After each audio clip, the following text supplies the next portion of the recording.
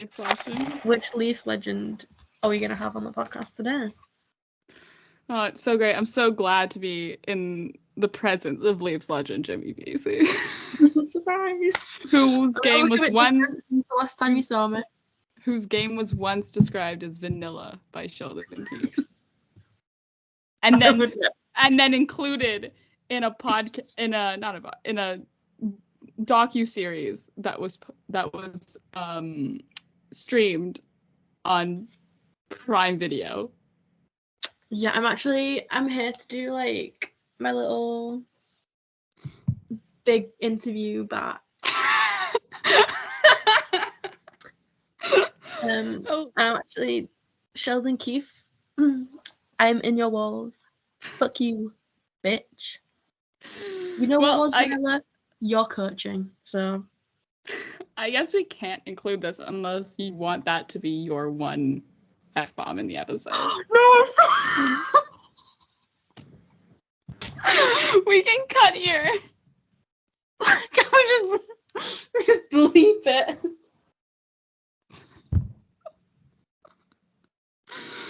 We gotta keep that PG-13 rating. Hello, everyone. Welcome back to another episode of From the Fourth Line. I'm your host, Emma, and I'm joined, as always, by my co-host, Marcie. Hello.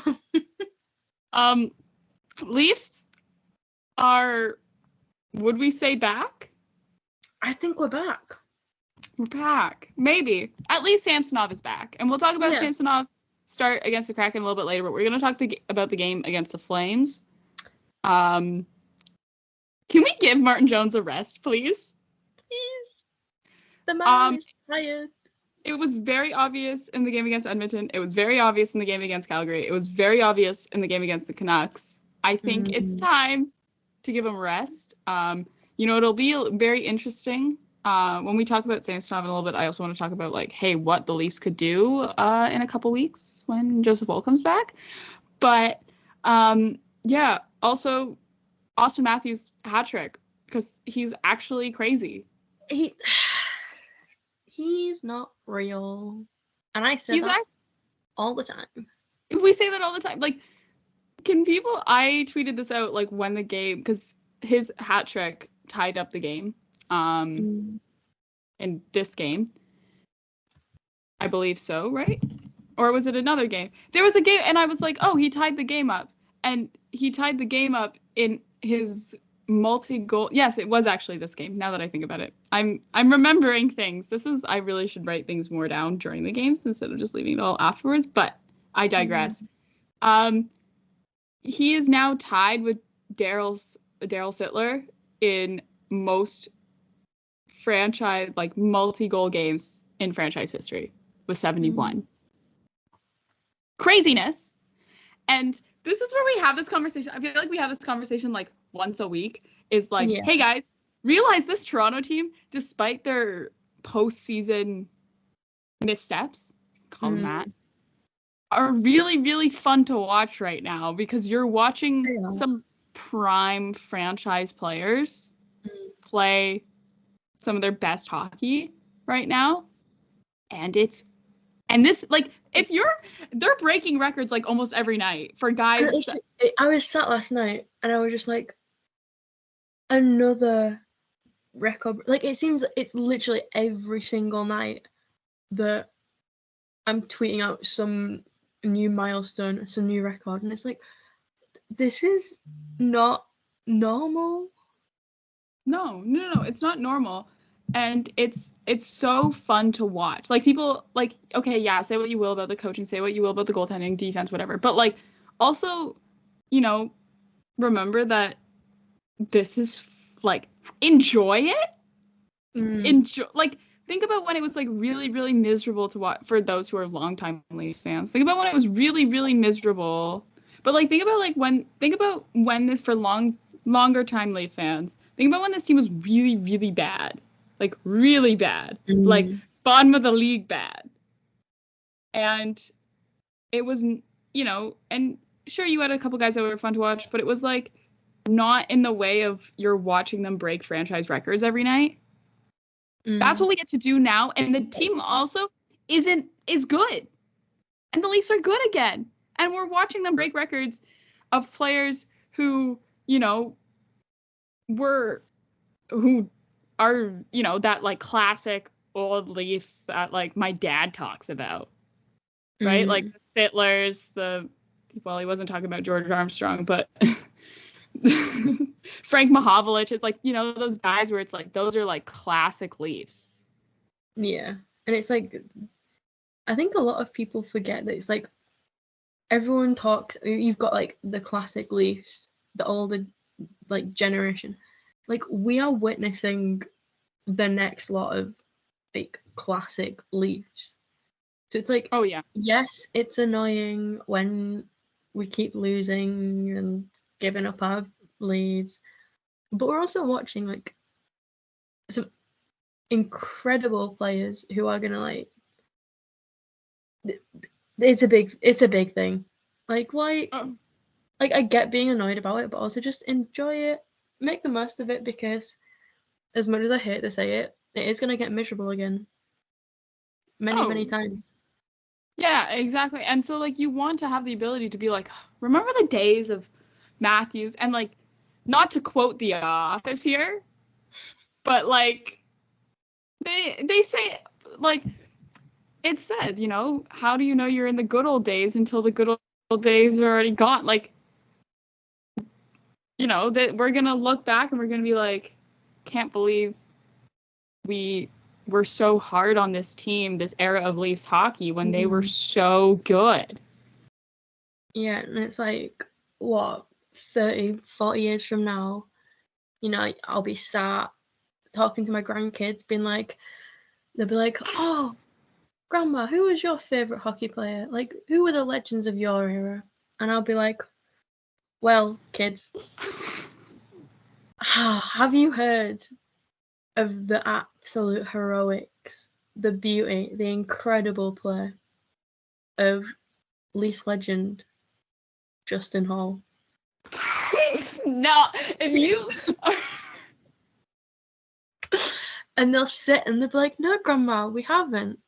So then I'll go onto YouTube and I'll pull up the highlights. I'll pull up his little throws. And there'll you'll pull be up the Justin Hall lowlights compilation. highlights. Thank you. And they'll sit and they'll watch in awe and they'll be like, why do we not have this now? I'll be like, because there will only ever be one Justin Hall. Okay. All honesty, also, you will mention Austin Matthews and like his 60-goal season. The fact that he could break 70 this year too. He's projected to reach 71, which is crazy. Really, which is craziness. And I know projection doesn't actually mean anything, but you have to enjoy it. Also, shout out to Leafs video coaches, Jordan Bean and Sam Kim. There was an amazing article in The Athletic on both of them post the game in Calgary, talking just sort of about how they've made it to being part of probably one of the best video review teams in the in the National Hockey League. They caught a hand pass, which, you know, in the broadcast who has every angle on like these giant TV screens in front, don't even catch it, and you catch it on a tiny little iPad. Incredible. And, you know, congrats to them, and really, honestly, probably saved the Leafs the game, because you can think about the way the momentum would have shifted towards the Flames' favor, and the game was tied. You know, it could have just been another Leafs loss where, you know, they had a chance to win it and then they blew it in the third. You know, they still had that opportunity to make a pretty good game out of it, and they did. And, you know, they went on to win the game. The Leafs did. So, TJ Brody still doesn't look great. Still getting top minute pair. I feel like I can't say it anymore. No, it's a daily occurrence at this point. Every time we see the lines and he's just still up there, and we're like, have you considered just moving him down? He played, I can't remember exactly what game it was, but he played 24 minutes one night. He was like top top minute. Like, he was, for a defenseman, he was playing the most minutes that game for the Leafs. That's just... That's also just where I have major beef with Sheldon Keefe. There you go. It was this game. It was this game against Calgary. Played 24 minutes. And it's just... And, like... When Keefe said that, I can't remember what it was. It was the Liljegren comments. It was, yeah, I was just about to bring this up because I was going to say, I was like, okay, this game against Calgary was probably his first bad game in a while, right?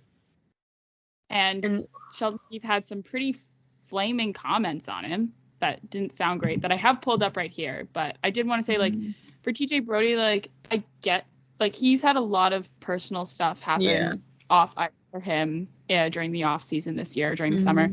And so perhaps maybe that could be impacting his game and how he's playing this season. But also at the same time, like, is Sheldon Keefe not moving him so that he has Morgan Rielly as support on the ice for him? So Morgan Rielly can sort of carry the pair, with the two of them? Or is it so that, it's not to change too much? You kind of want to, like, at least an explanation as to why he's keeping, TJ Brody up there when Timothy Liljegren really has been playing pretty well. All things, coming back from injury, minus one bad game, which, like, every guy, I feel like, in the past couple of weeks have had one bad game. But, yeah, these comments from Keefe on Liljegren, this is via Mark Masters on Twitter, a guy we talk about daily in terms of needing and wanting more out of. We got to help him through it. We need Lily to skate, move pucks well, and get pucks to net. Defend the rush well, and I don't think he's done that to the level that we have expect or have seen. Are we? Are we watching this, like, in the nicest way possible? I don't mean to, like, throw people under the bus here, but how are you going to criticize Liljegren for having one bad game when he's played... he's been the best player on the ice in multiple games recently? How are you going to, like, say those things about him and then, like, punish him by not giving the time he deserves on the ice? How are you gonna... I just want to know if, like, we're watching the same hockey games as Sheldon Keefe or not. Like, are we? Like, you can't... Wait, did it cut out before I said the stuff about Gio? No, you didn't talk about it. Didn't cut out before you said. And I'm assuming you probably said, when his line mate is Gio, like... Yeah. It's hard to look good. Yeah, it's hard to look good. And then it's also just, like, how are you gonna say that and then, like, you praise Gio and you keep playing him and you don't scratch him when he has had some not so brilliant games as of late? Some pretty bad games as of late. It's been rough. It's like when Lageson's right there, you're not playing him when really you could, and you should. I will say it's good to finally snap the losing streak for the Leafs. I think for that one they sort of needed to get out of that so that they could win a game, and they did, which is good. I'm still loving the McKay-Benoit pairing on the blue line. That shutdown physicality is... It's really fun to watch, actually. It is. Like, when those two are on the ice, it's really fun to watch. I guess we could talk about Canucks as well. Jones starts, North Vancouver native. Awful game for him. Awful game. It was bad. It was bad. It was a bad start for the Leafs in general, as they were quickly down 3-0. But Nylander then just put the team on his back. Yeah, he just went, you know what? Maybe it's time. I start playing, like... Scored his 199th. $11.5 million. Yeah. Oh, yeah, absolutely. Scored his 199th and 200th career NHL goals. So, again, career milestones. It's like every night is a career milestone or a franchise record or something that comes up for these guys. So Leafs come back to tie it 4-4 somehow. And then the third period, shit hits the fan, and they just fall apart. Yeah. a typical. Now, penalties didn't help. There was a whole lot of penalties getting called where you're like, okay, yeah, sure, that's a penalty, but will you call it every time? And the answer is no. There's a couple of those cross checks that I feel like we'll see them come back in the playoffs and be called, have them not be called. Yeah. And it's Leafs on the receiving end of those cross checks, and we're like, what is going on? And they're like, it's not a penalty. And I'm like, yeah, but you said it was 3 months ago, 4 months ago. Like, yeah. But yeah. There's just another thing. Just consistency, please. Oh, that's all we want is some consistency from this. We don't ask for much. And also, of course, because it's the Leafs,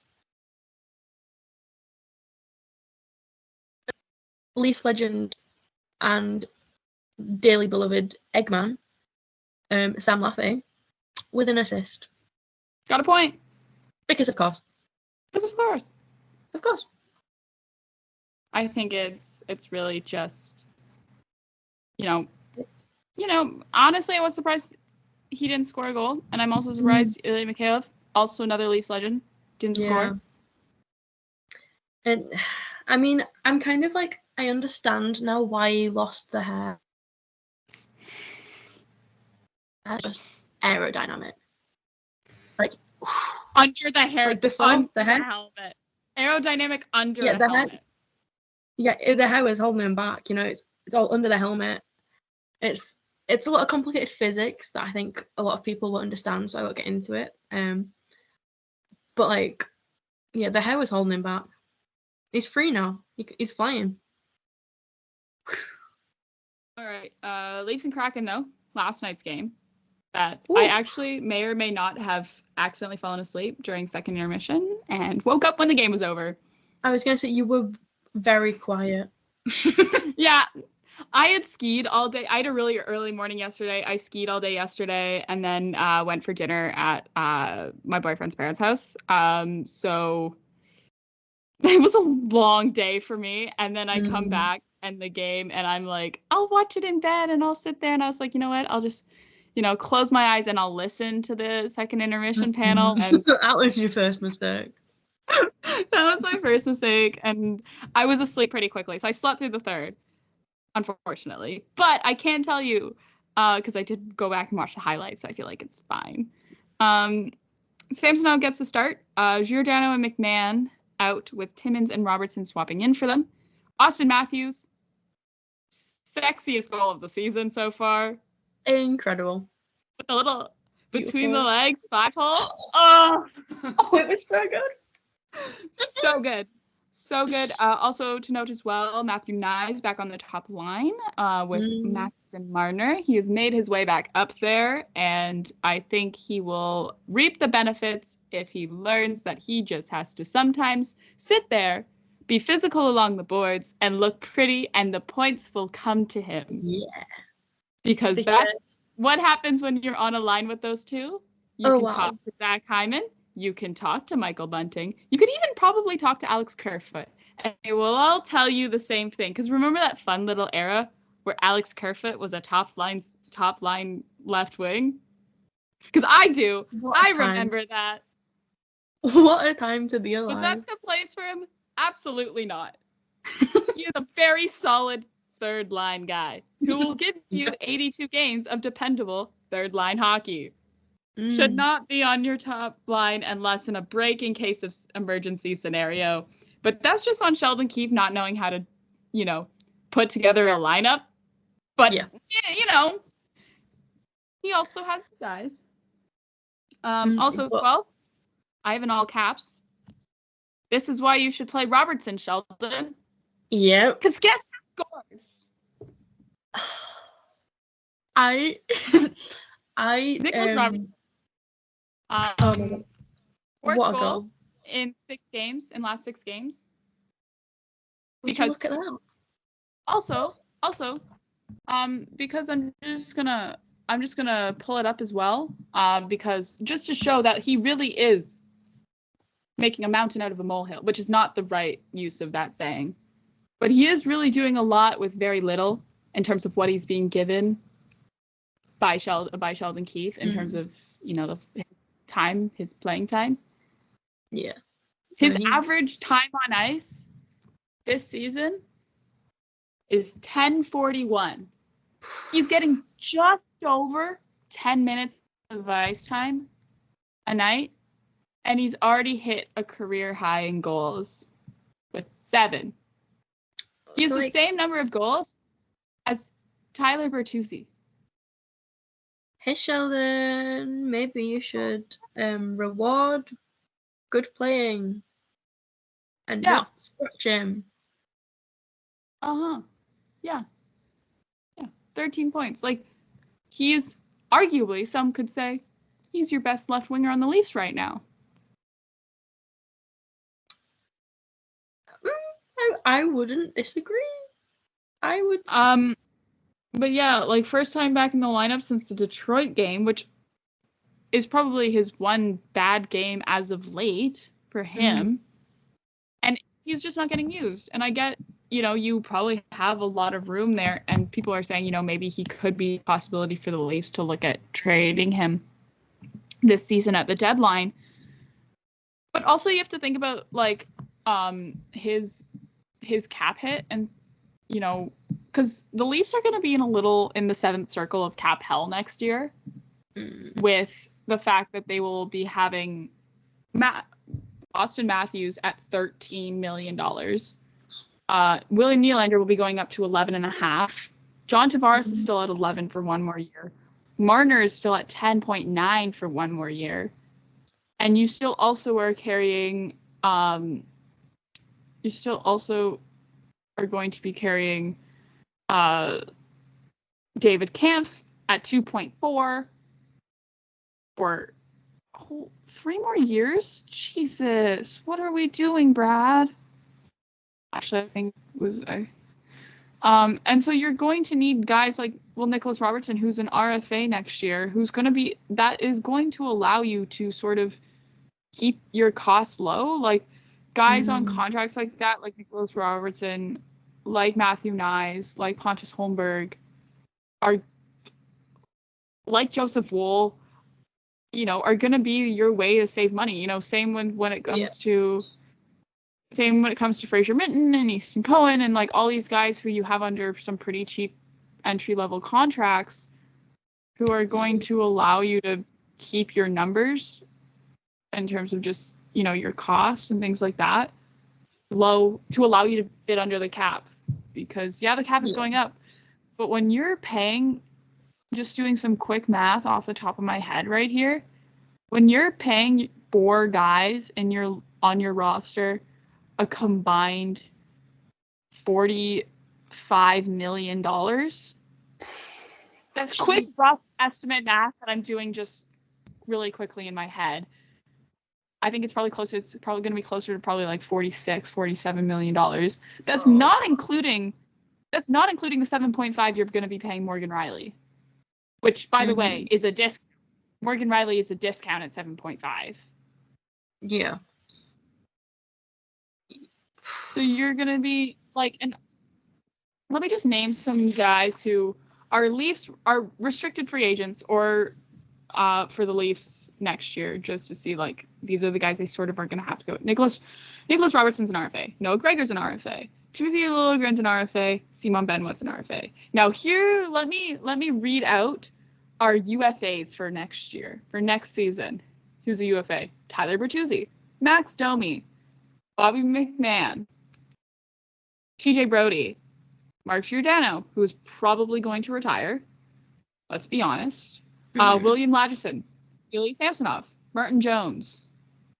Thankfully, though, however, we lose Jake Muzzin, Matt Murray, and John Klingberg are all UFAs, so we lose them off of LTIR. So, yeah, good.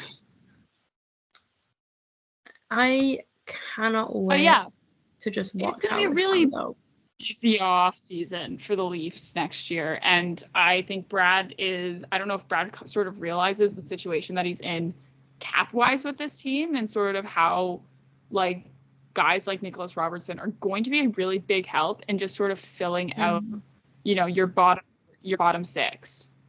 Yeah.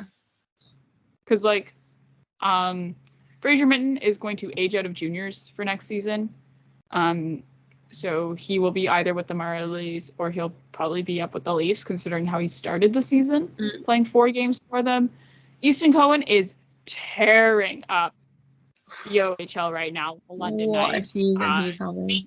Point tally is ridiculous. He's having a fantastic season in London right now.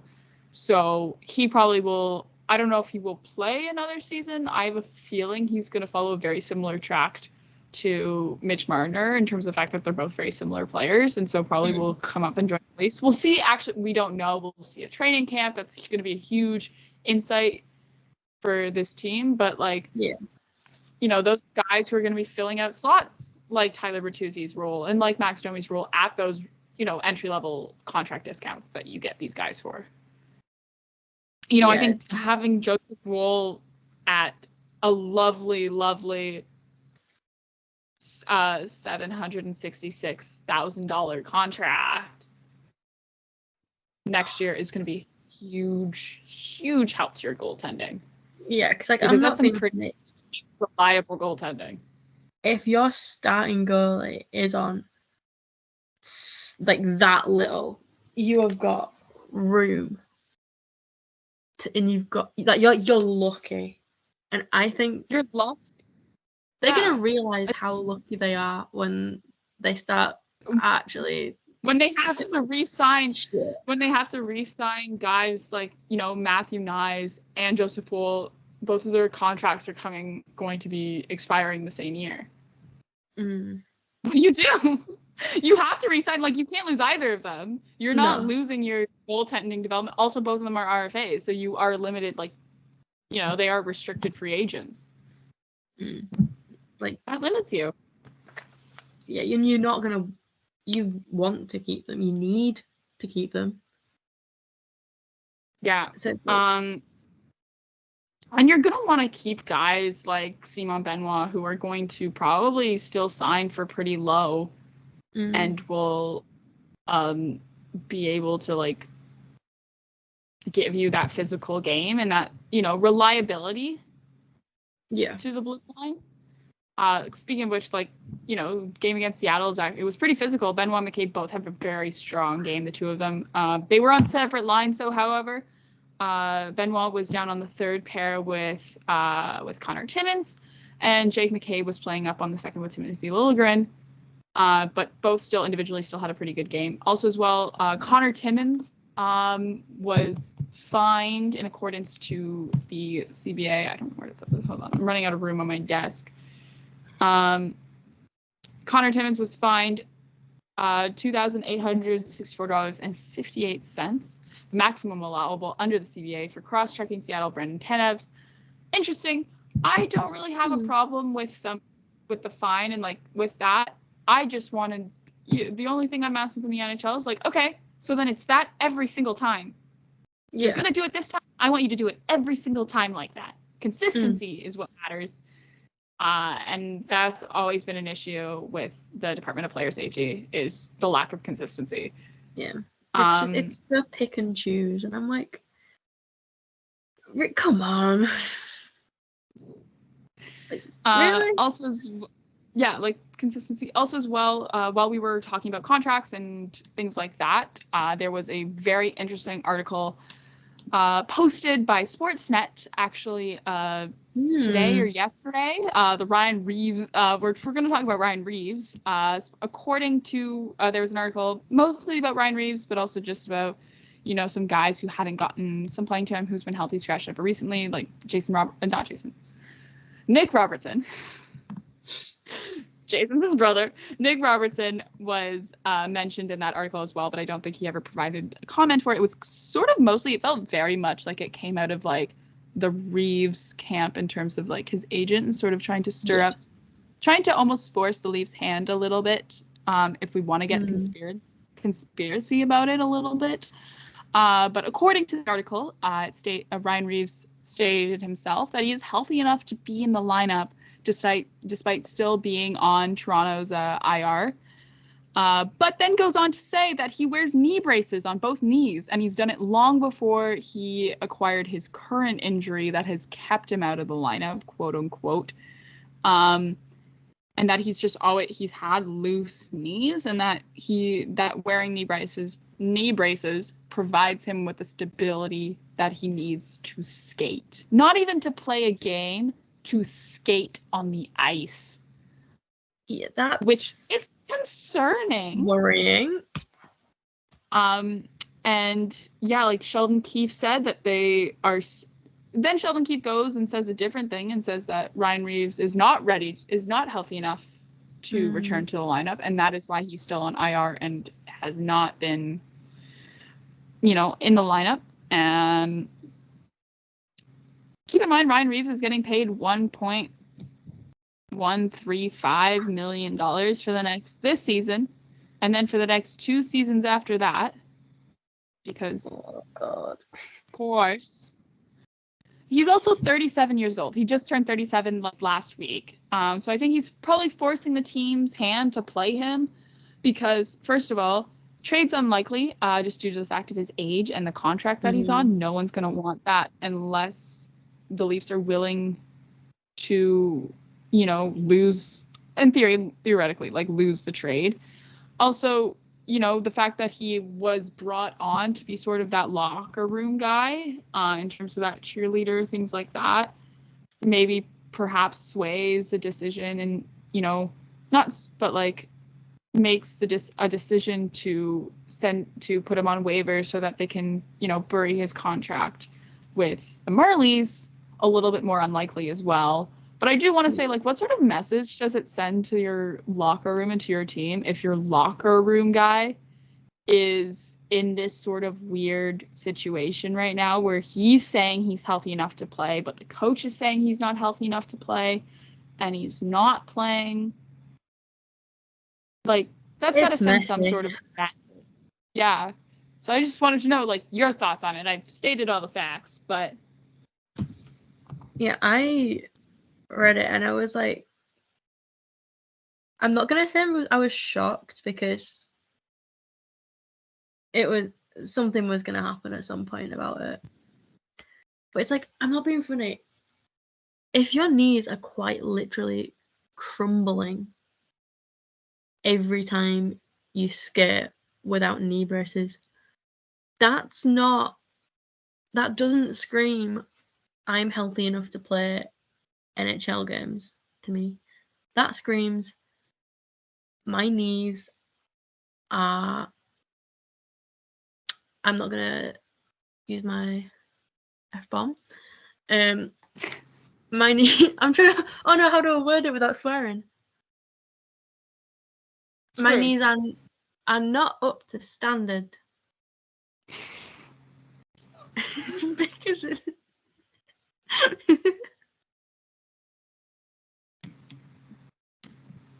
Go on.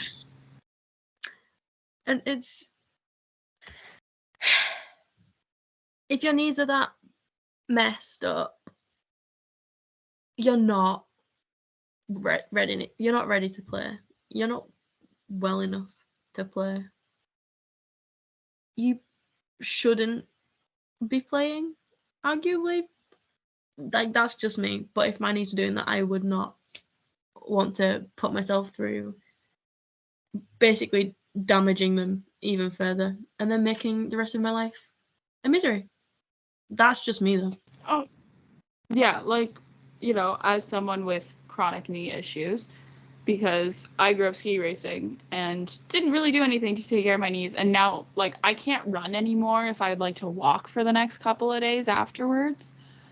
And I've also recently learned as well, I got to be careful when I skate if I'd like to, not be in a whole bunch of pain and things like that. And it really sucks to have to not do anything, but you think about the fact of yeah, I would like to, it's okay, I have to stop rowing now in university, but it's worth it because then I get to still ski and do the things I enjoy more when I'm 35, 40. And I think, it's a thing where Ryan Reaves has kids, it's like, do you want to play hockey now at 37 after a long career, right? Yeah. A long, arguably somewhat successful career or do you want to be able to like keep up with your kids? Yeah, and it's right? like, And not have to.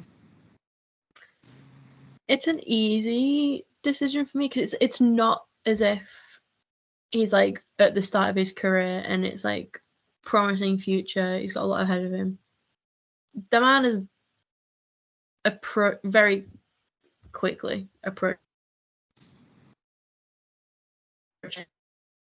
He's had a long career. At what point do you just sit back and just think, it's time? Like, I've had my fun. I've had my career. When does it get to a point to just be like, yeah, this is for my own sake now? Yeah, and also as well, like, this was one of those contract signings that happened during the summer that I think confused everyone. No one really saw the upside to this. Like, I get it. You need some good vibes locker room guys, and you sort of got rid of those when you didn't re-sign Hull and Kerfoot and Bunting. Like, those three guys were huge locker room guys. Yeah. Right? And so you try to fill in, you're like, okay, well, bring in Ryan Reaves, who is known to be a locker room guy, and he was a locker room guy, with New York and Minnesota and all the other billion teams he's played for. Mm-hmm. And then, and then this sort of happens. I don't know what kind of effect this has. Does it push the Leafs' hand? Will we maybe see Ryan Reaves, in the lineup more frequently? Who knows? The Leafs play 2 more games before the All-Star break. Before they go on their bye week and then the All-Star break. So, who knows? Yeah. It's one of those interesting things to keep an eye on. Yeah, with the Leafs. Because it's like, does he play before? Does Keith just say, okay, maybe we'll bring him back? Or do they give him the extra time to, like, really make sure he's fully healthy? Like, I want to see what happens, because we all know Keith just loves, like, taking our ideas and just going, you know what, I'm going to do the exact opposite. He loves a little surprise. Also, Keith is known for having his guys, it's something that was really evident last season, and it's sort of him having his guys, affects the way that he goes about managing the team and managing the players and playing them in spots where they should and shouldn't be. So we'll see. Moving on, All-Star game. I feel like every episode we have new All-Star news, but it was announced on Saturday during Saturday's game, actually, that the All-Star game co-captains were announced. So as we probably talked about in the format, there's a player draft this year for the All-Star game, and they announced the team captains, their assistant captains, and the celebrity co-captains that will be taking part in the All-Star game. Just going to read them off. Austin Matthews and Justin Bieber, surprise, surprise, will be teaming up with assistant captain Morgan Rielly. That's a little bit of a shocker one there, is that Morgan Rielly is an assistant captain. Not to say that he doesn't deserve it. It's just you also think about the fact that, like, they didn't pick Marner or Nylander for that. Connor McDavid and Will Arnett with assistant captain Leon Draisaitl. Nathan McKinnon and Tate McRae with assistant captain Cale Makar. And then Quinn Hughes and Michael Blue with co-captain Jack Hughes. We have so much to unpack. There's so much to unpack here. Of course, first of all, poor Morgan Rielly is going to have to third wheel the Austin Matthews, Justin Bieber bromance. The poor man. Also, Austin Matthews has said during Sunday's game that he is open to receiving bribes. And then William Nylander, who was also in that little interview, said, "I have offered bribes," which is really funny because I feel like Justin Bieber and Morgan Riley are going to take this really, really seriously. They will have PowerPoints, they will have charts, they will have draft lists. They'll be like, if this is who we're taking, this is our order. And Austin Matthews will be like, screw that. You know, He's like, William Nylander has offered to walk my dog for a month. Yeah, I would like to draft Mitch Marner because he has offered me his wife, his dog, and his car, which I wouldn't put past him. But also as well, and then to move back down, like Will Arnett is going to be having to use all of his acting chops, all his comedic skills to be able to bring some sort of charisma and some sort of excitement to a dynamic duo that is Connor McDavid and Leon Draisaitl. Oh, never know. Which is so funny because Will Arnett also is a noted Leafs fan. Like, he is very much a Leafs fan. So it's really funny that he's working with also noted childhood Leafs fan Connor McDavid. But will Arnett try and talk Connor McDavid into, if it's possible, drafting Mitch Marner? I hope. So I think that personally would be hilarious. Also, let's put that duo back together. They were actually friends. Like, there's so many narratives we could have fun here. God, do it for narratives. Yeah, another narrative also as well is, what would Tate McRae and Nathan MacKinnon talk about? I genuinely, when I saw this, I couldn't stop laughing. Like, I was like, what? What are they going to talk about? What is Nathan MacKinnon going to walk up to it and be like, "Hi, hello, Tate McRae. Can I interest you in an organic quinoa recipe?" And then Cale Makar's there like, "Heard you're from Calgary. So am I." Because also Cale Makar's there, who's also from Calgary. He's gonna be like, "Heard you're from Calgary. I'm also from Calgary." But congratulations to Tate McRae for making it to the All-Star game before her ex-boyfriend does. Yeah, good for her. That's so girl boss of her, honestly. I love that. Like, I also think at this point, I think she might end up just sweeping the NHL awards as well. Oh yeah, no, absolutely. I think her NHL. Oh yeah, her NHL red carpet outfit will be amazing. Yeah, I mean, this season alone, she has made Gretzky look like a bust.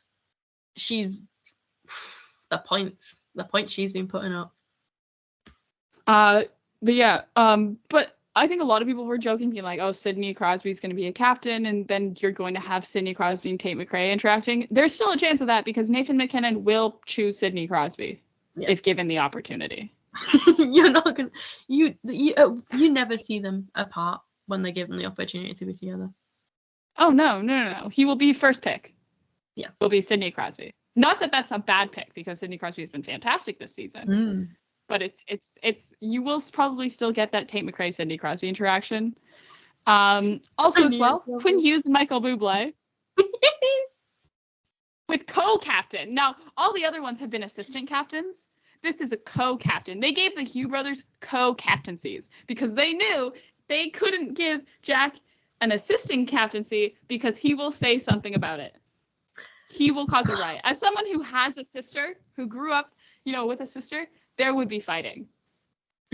Yeah, Quinn Hughes will be like, "You can't tell me what to do. You're not in charge of me." Quinn Hughes is getting the full eldest daughter experience right now. Everyone else gets assistant captains. No. Yours is a co-captain. You're a co-captain with your brother. Which is so funny because it's like they didn't even give him a choice. They were like, no, you can't avoid it. Tough shit.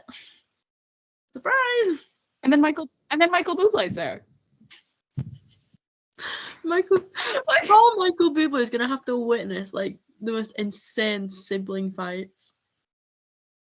It's fantastic. In some other news as well, Jack Hughes won't skate before the All-Star game via Lindy Russ. So who knows if he'll even actually be at the All-Star game? That was news that came out today where Lindy Ruff was like, Jack won't skate before the All-Star game. Will Jack skate at the All-Star game? Brilliant question that we still don't know the answer to.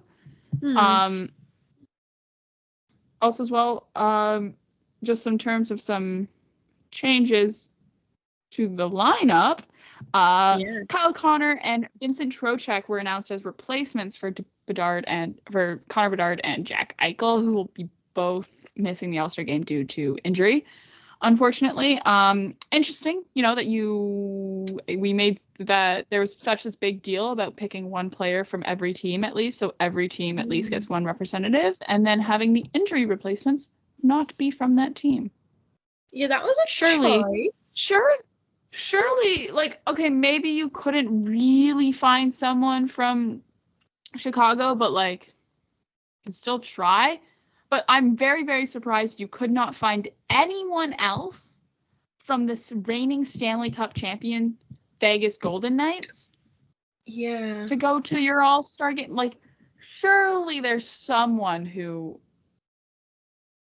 is All-Star worthy who can go. But I guess it's really hard to find people who willingly want to go spend a weekend in Toronto in February when they could be, in Mexico.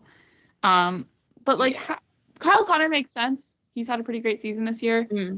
I would love to know how far your list did you have to go to get Vincent Trocheck. No offense to Vincent Trocheck. I'm just saying, like, how far down that list of phone calls did you have to go? People saying, no, thank you. I already have plans before you got to Vincent Trocheck. Gonna have to be because like bar.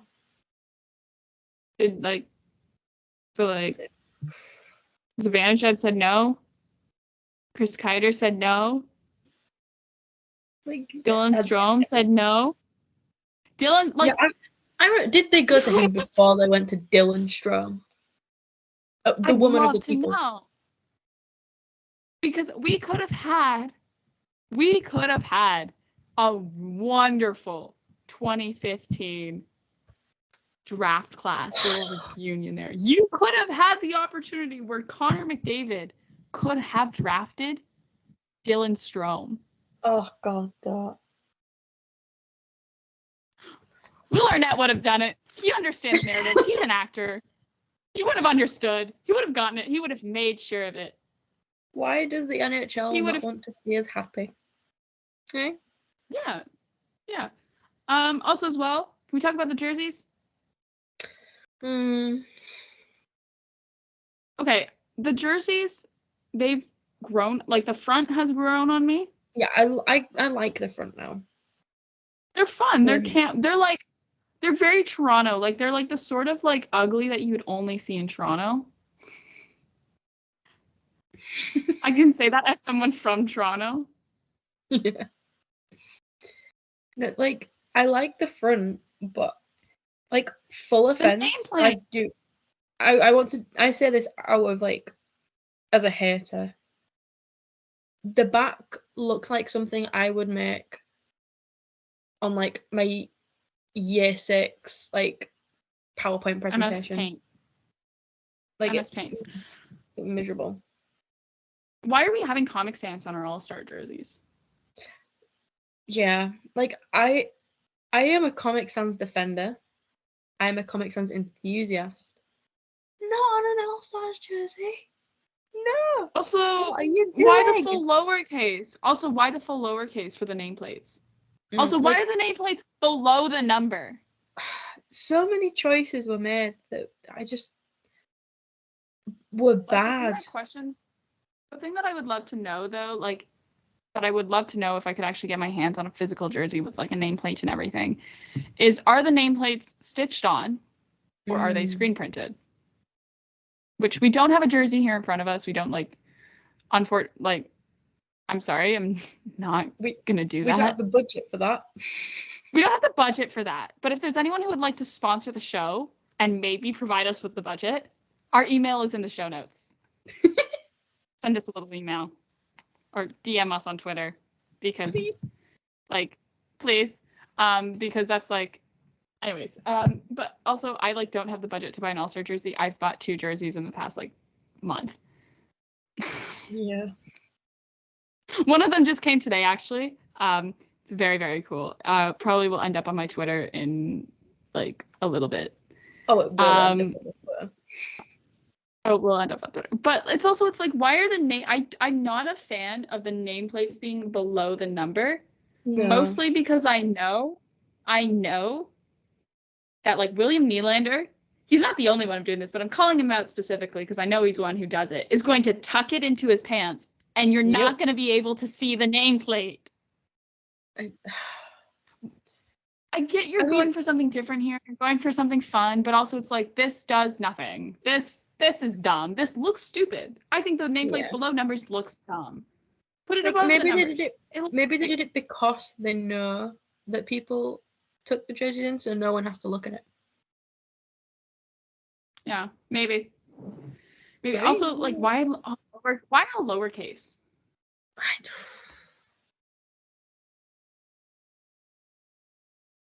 Like, if it was like Sans in all caps, I can get behind that. I can defend it. It'd look. I wouldn't mind it. But the lowercase. Oh my god. Why?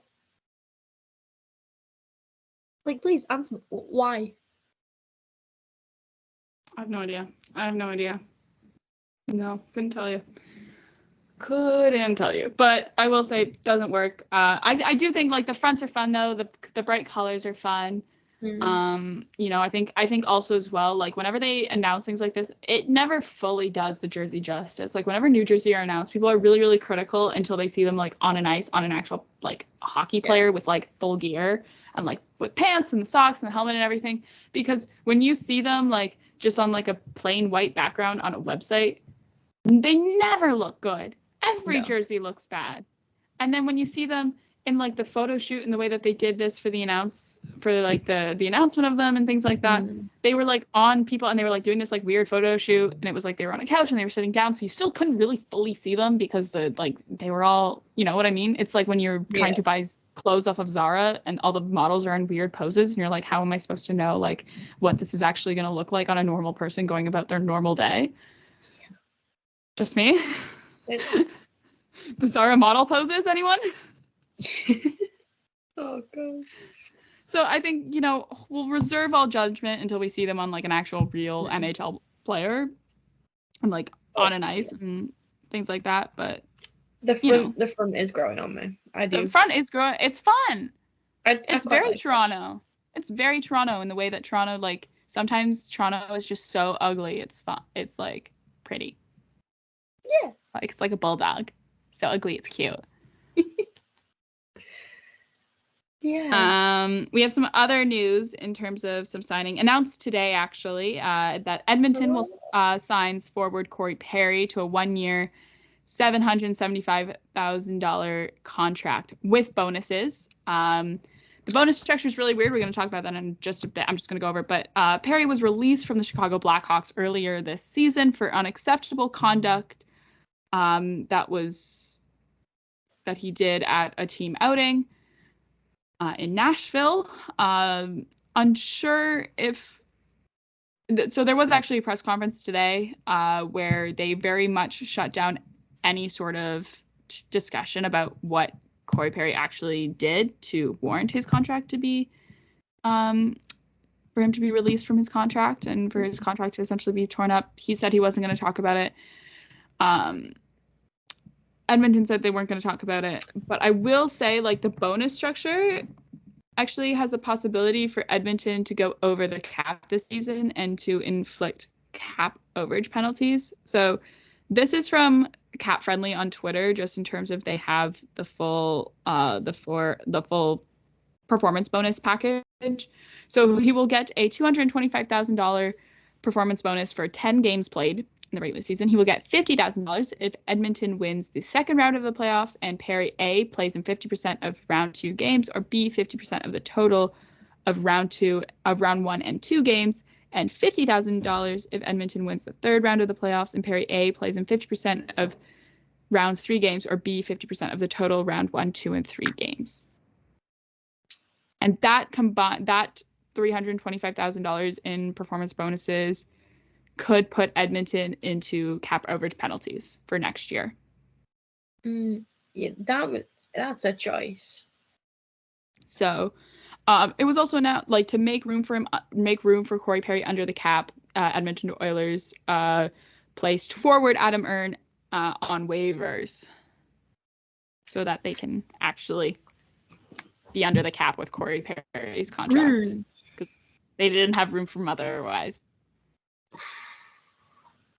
I think what a lot of people are going to say, because like maybe what he did is inconsequential and is not, unethical or terrible. It was just, maybe it was just a call for help, and he has gotten assistance with drug and alcohol addiction. He has stated that.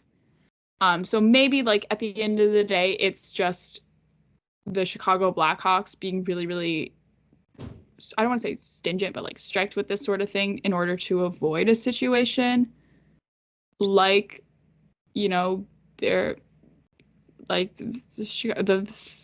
what the Chicago Blackhawks are now known for in terms of that sort of thing. And so that's why they release him from a contract and whatever. But also at the same time, we don't, and I'm not saying that they should like be like, this is exactly what happened. This is like minute by minute of what happened. But it's like also at the same time, it's like you sort of feel uneasy about the signing. Because you don't really know. When I saw it all like happening the last few days, I was sat and I was like, what? Why?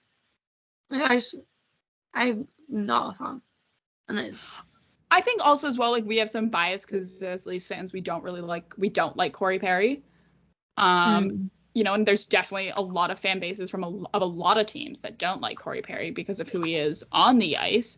But also at the same time, it's like you wonder, like, you don't really know what happened with him in Chicago and why he was let go. And sort of the fact that you don't know kind of like sets you on edge of like, what is Edmonton potentially bringing into a locker room that's doing pretty well right now. Like, they're on a roll. Yeah. And they're playing really well. And so you kind of are like a little bit on edge on that sort of thing. Yeah, it's a choice and not one that I was A, expecting, and B, would have made. I wasn't expecting this from Edmonton, to be honest. Especially just with how they've been recently in their past like 15 games. I feel like, they haven't lost. They haven't lost yet, have they? No. They're still. Yeah, they're still on their win streak. So,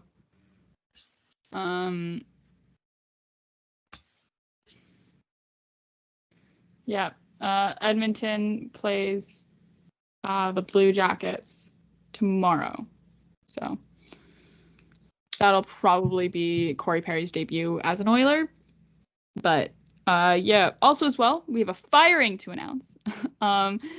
New York Islanders. Lou Lamoriello, the GM. Lou.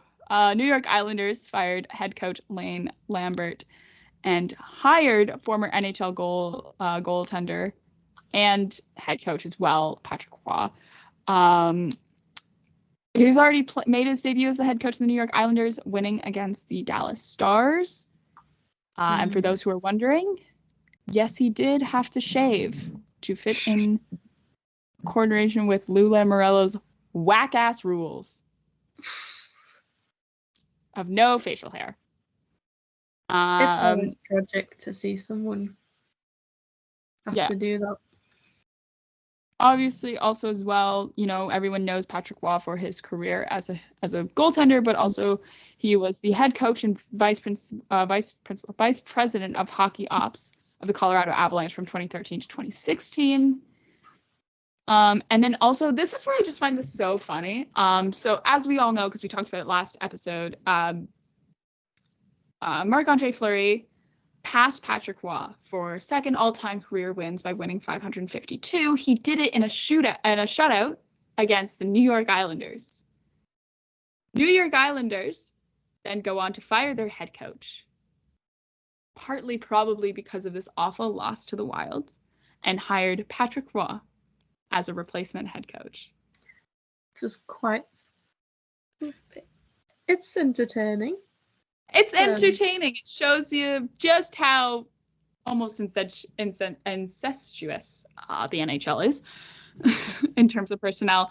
Lou Lamoriello also said in a press conference following the announcement that Roy was who he wanted to fill the role originally.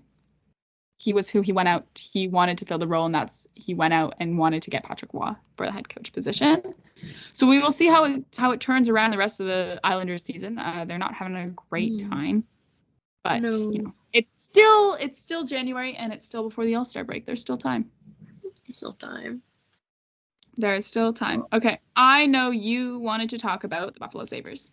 I'm gonna let you have the floor. Sorry, I think that's a great way to lead into it. So it's been a while. Hi guys, I hope you've missed me and my love-hate relationship with the Buffalo Sabres. So on the 20th of January, the Sabres did something that I never thought I'd see, and I was overjoyed when I got the notification that they had recalled Eric Comrie, and they'd sent Devon Levi down to the AHL, which, if anyone knows me or even knows of me, follow Marcie on Twitter, and even if you don't, you'll still have seen it. The amount of time I spend not complaining, because the amount of time I spend complaining about the Buffalo Sabres and their inability to properly develop their goalies. I'm gonna do it. Buffalo Sabres, develop your fucking goalies. Oh my god. So they sent Devon Levi down, and I was like, brilliant. They're fine. Like, he's not had a brilliant last few games. Like, they're gonna send him down. They're gonna give him time to develop and to grow and to work on his game, which is all that anyone wants. And it's all that this was like the first thing I spoke about on the very first episode. And we're still back and forth with it. So I finally thought... This is episode 18, by the way. Yep, how bad it's got.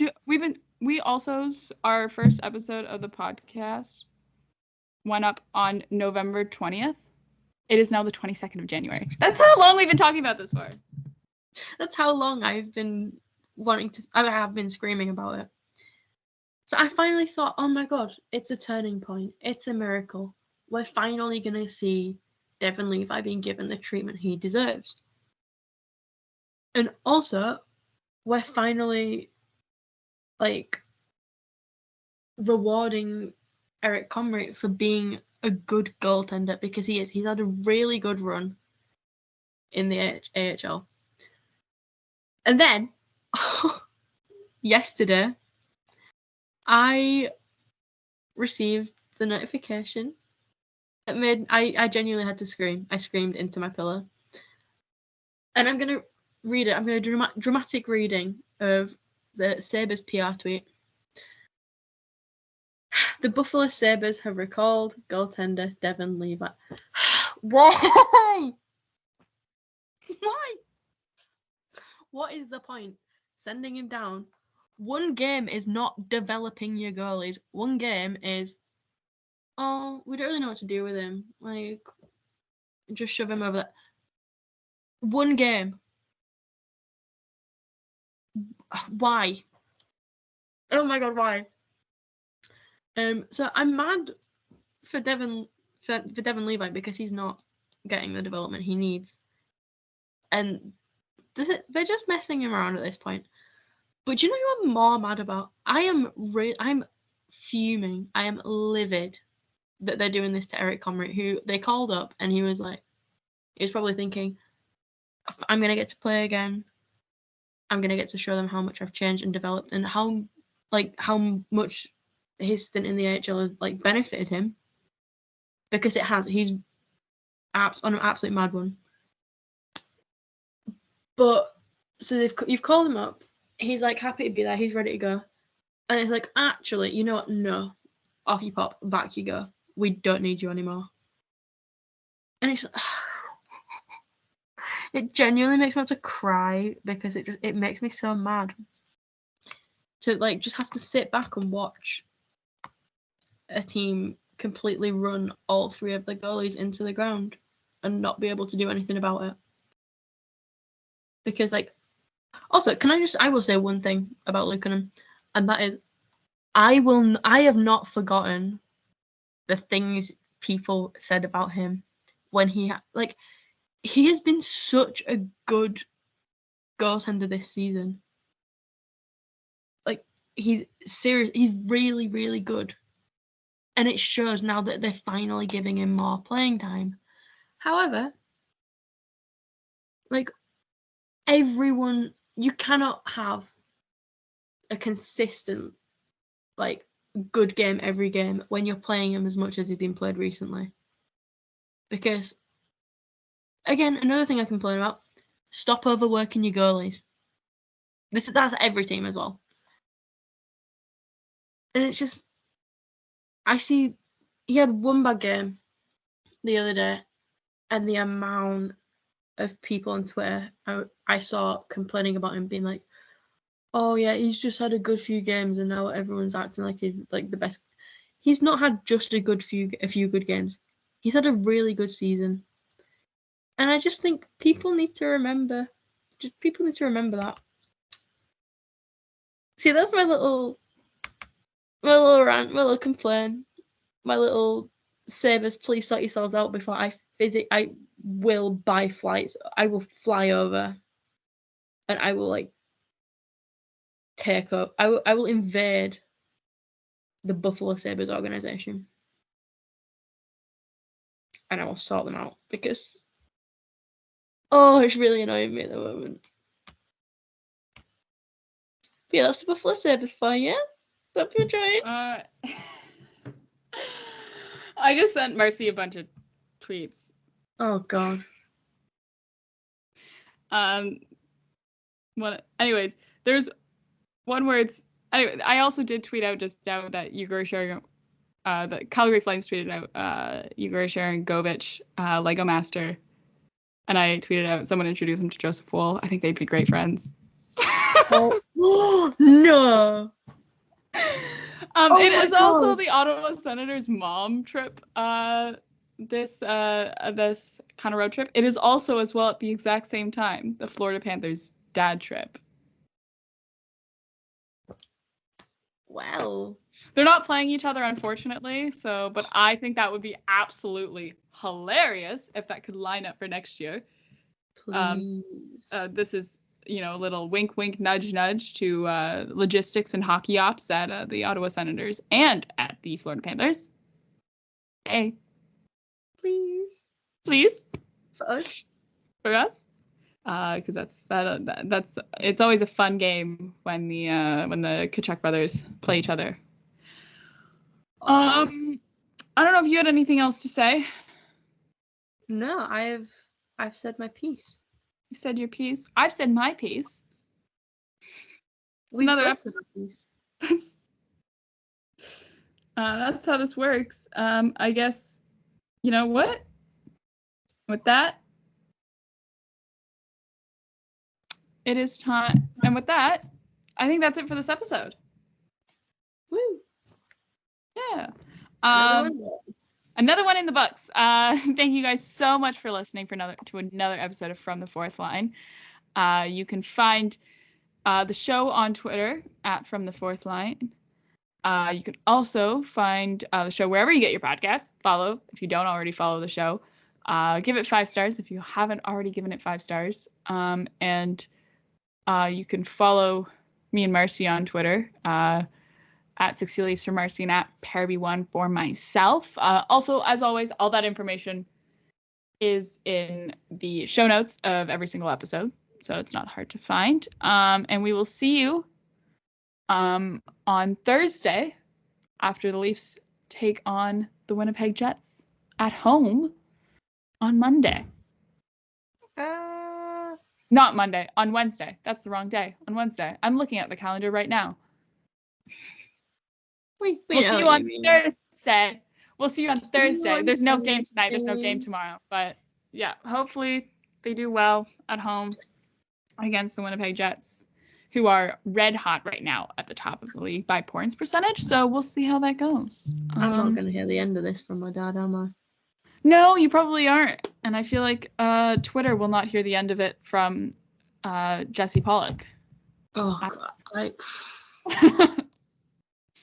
Every day I'm more and more grateful that I blocked that man a long time ago. Yeah. Oh, yeah. So with that one, thank you so much for listening. And bye-bye. Goodbye.